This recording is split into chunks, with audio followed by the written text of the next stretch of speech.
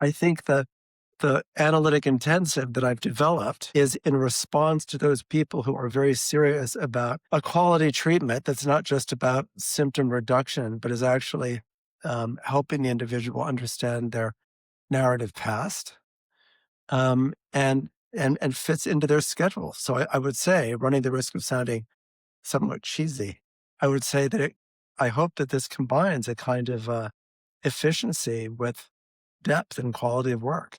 I think the people that I'm most looking forward to working with are people who've already had psychotherapy or psychoanalysis and have benefited from it and feel that they want to go back and do it again in a different way. I think the characteristics of those people are: one, they're they're capable and interested in looking at themselves, but to be able to actually look at yourself without guilting yourself or any of that business, but to really actually be interested in how you participate to the various problems and difficulties in your life. That's a big ask, and not everybody can do that. A lot of people come in and they want to work with me, and they clearly are not ready or able to do that, and that's fine. There are other treatments for them, but this treatment is predicated on the desire to take a look at yourself and to really, do a kind of sober evaluation of what's going on with you. It's painful, this work, in large part because it's painful to be a human being, and we don't want to look at that either. But it's also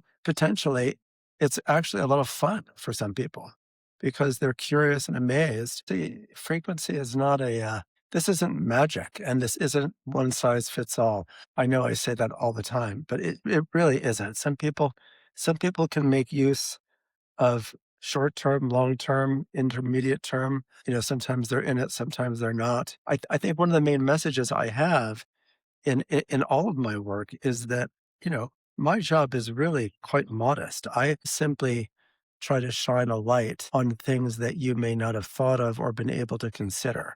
It's you who's going to do the most of the heavy lifting. Yeah, this intake is an intense intake in that I ask many questions, often questions that people don't want to be asked, having to do primarily with how they were raised, what their family history was, any past history of trauma, disease, upset. I do a very thorough question and answer on that.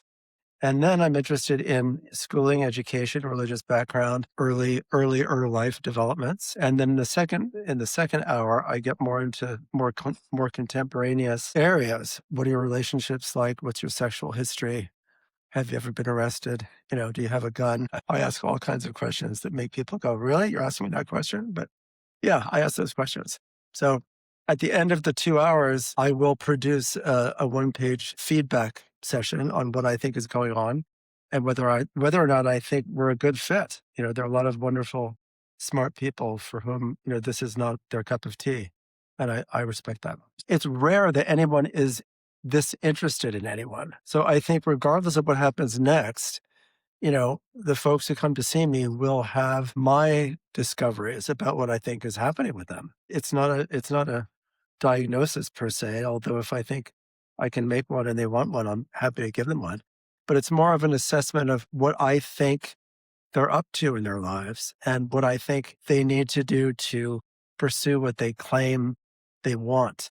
And that's always a big one, what they claim they want. Different than what they want, but good and interesting to know the difference between the idea of something and the actual pursuit of it. But I think it's not going to be helpful or enjoyable for people who are, I was taught by many wonderful people, and one of them said years ago, he said, a lot of patients, maybe most patients, come in to have their symptoms blessed, which I always loved, meaning they don't want to change. They want you to validate how they see the world, which is, of course, ironic since they're coming in with the presenting problem that they'd like to change the world.